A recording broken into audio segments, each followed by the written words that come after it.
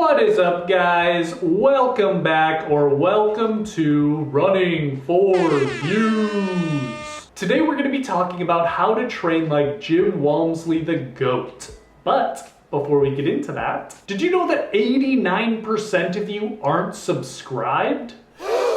Hit that subscribe button or I'm sending Jim Walmsley to your house. You think you could run 4-minute pace with Jim Walmsley? Just do it! Just kidding. Please subscribe. Thank you. Jim Walmsley is one of my favorite ultra runners. He has like the all or nothing kind of personality in all of the races that he does. He also does a great job at pushing himself and his competitors to great things. He's broken so many course records and he just continues to push what ultra running is. I've done a video about Jim Walmsley's top course records along with a little history about Jim Walmsley, so if you want to check that out, I'll link that right up here so you could go watch that and then come back to this video. Some of his top races were 3 wins at Western States 100. He was the first American to win UTMB. He got a win at Templiers here in France. Then he's got a win at Ultra Trail Cape Town, a win at the Tarawera 100, and a lot of other wins. 39 to be exact. He's won 39 ultra marathons. So how is he winning all of these ultras? What is he doing in his training that's putting him above all these other racers? Let's get into Jim Walmsley's training and what you can put into your training to become just a little bit more like Jim Walmsley. Number 1, volume. So I got all the quotes and information from this video from Jim Walmsley's interview on the Some Work All Play podcast. So I'll link that podcast below so you can go check that out because he was just spitting straight facts for an hour straight about his training. So yeah, go in the description, check out that podcast because you will love it. It was such an amazing interview and Jim Walmsley gave so many insights into his training. So when it comes to volume, Jim Walmsley said this: "For the most part, my training is pretty boring and volume based. And then what happens is your hours of training go up. And the more and more and more you're getting into that zone 2 area where you're just flirting for hours upon hours, but potentially even pushing your threshold essentially faster and faster." So what he's saying here that most of his training is focused on volume or high mileage. It's basically however many miles he can do without getting injured. He said the longer you're in that zone 2 area, the faster your threshold pace will get. So he's saying that you can get faster by just running in zone 2. Then he goes on to say the exact mileage that he was training for UTMB 2023 when he won. So I might have had 5 main weeks during my block. 100 and then maybe 125, 125, 125, and then back to 115 maybe. So he said that he had 5 really high volume based weeks going into UTMB. He would train 100 miles in that first week, then 125 miles 3 weeks in a row, and then drop back down to 115 miles in 1 week. Now that is a lot of miles. However, he also talks about how mileage is not the only thing that he is focusing on while training. Number 2, Vert. He says that Vert is the second most important part of his training. So of course this depends on the race that you're planning on doing. If you're planning on doing something like Western States that has about 20,000 feet of elevation gain, you don't really have to focus too much on Vert. So here's what Jim Walmsley has to say about running Vert. Starting in 2016 to 2018, 19 to 21, 22, 23, there's been a massive shift in perspective of vertical training per week, which I think is pretty correlated with time. It's gotten a lot steeper over the years. It's a lot more vertical. So I think there's a lot of underestimated strength that comes when concentrating on vertical. The goal for this one, UTMB, was to hit 3 weeks of 125 miles with 45 to 55,000 feet per week. And it was actually surprising that I think Zach was getting a really good sense of where he's at and what he needs to do, because our numbers were very, very similar. I think he was a little above me in volume, just a bit. So he starts out by saying that in 2016, that's when he really started focusing on running Vert. Then he goes on to say that during his 3 weeks of 125 miles per week, he was doing 45 to 55,000 feet of Vert during each week. That is an insane amount of Vert. Like, that's how much Vert I got in the entire month of February.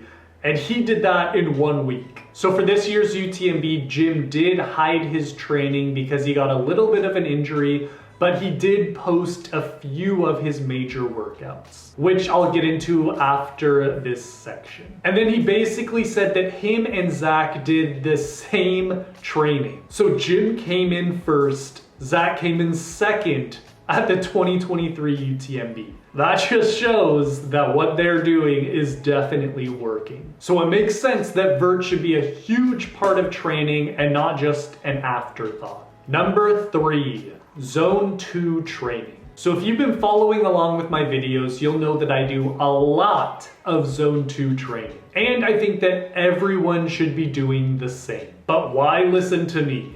Here's what Jim Walmsley has to say. I've really always identified with Zone 2 training, especially it's because maybe it's becoming more trending, but the theory of kind of the Zone 2 long training. And I think I could look back until my high school training of I've always just felt like I identify with volume-based training and really minuscule amounts of stimulus to get fast. Like I kind of get maybe even 90% of my speed within just a couple of weeks. So here he says that Zone 2 long training is what he's identified with since high school, when he was a state champion. He also says that it just takes a little bit of speed work to get him ready to race. So most of the time he's running in Zone 2, and you should do the same. Sure, speed is important, but like he said earlier, the more and more you're getting into that Zone 2 area where you're just flirting in for hours upon hours. Hours upon hours of running Zone 2 pace. That is what you need to do to get good at ultras. Also, here's the back-to-back long run that he did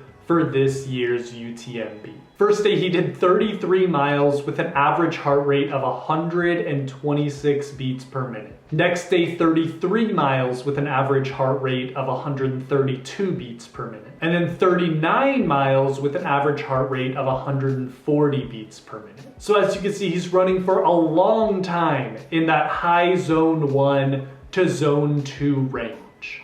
Number 4, speed.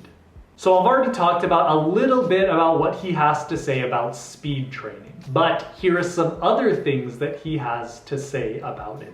David Roach asks, so going back to training, how about structured workouts? Are you doing structured workouts in the context of some of those big UTMB weeks? Jim responds with, the answer is no. There were probably 0 structured workouts. However, I think I have a little more fun with it, and it's become more about finding the right segment and maybe just strides the day before, 2 days before, and then just trying to hit a segment and just using that as my workout effort. Typically, I keep those under 20-minute efforts, but in over 20% gradients. So I think I did one at the beginning of the block. So he said that the only speed work that he did, the only structured workout that he did was try to get one Strava segment before he started his training block.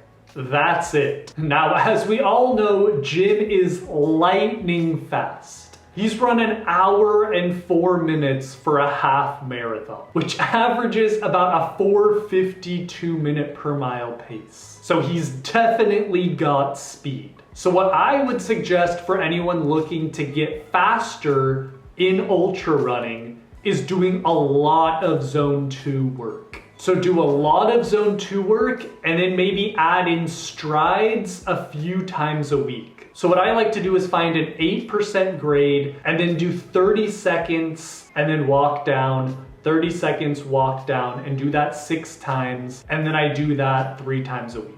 And I think that's pretty much the only speed that you're going to need while doing ultras. And also maybe doing a little bit of downhill stimulus just to get your quads used to running downhill. But that's it. Number 5, nutrition.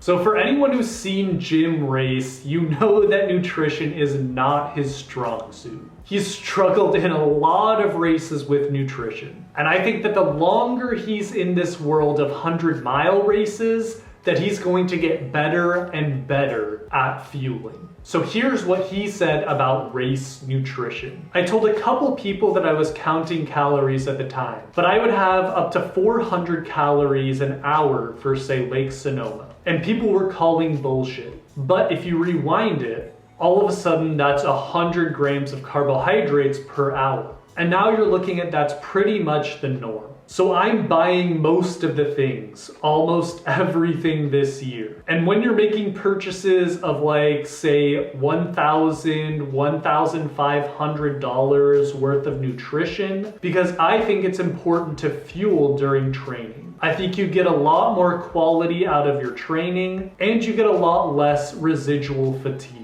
So here he's saying that back in the day when he was racing Lake Sonoma, he was doing about 400 calories an hour, or 100 grams of carbs an hour.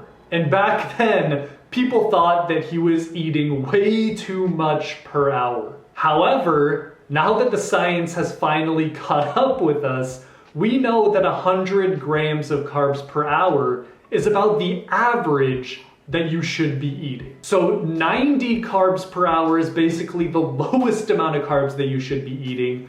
120 is the max amount of carbs you should be eating per hour. So he was definitely ahead of his time when it came to nutrition. He also says that he's not just fueling during races, but also in his training. He says that you'll get a lot more quality in your training runs and feel less tired, less sore for future runs. So basically, train with carbs, not just race with them. But yeah, guys, these are the major parts of Jim Walmsley's training. Number 1, you gotta have high volume. Number 2, you gotta have a lot of vert. Number 3, lots of zone 2 training. Number 4, barely any speed work. And number 5, lots and lots of carbs during training and racing. So what do you guys think? Will you take these principles and apply them into your own training? Well, maybe not the 125 miles a week part, but the principles of it you should take into your own training. But yeah, let me know in the comments below what you guys think of Jim Walmsley's training theory.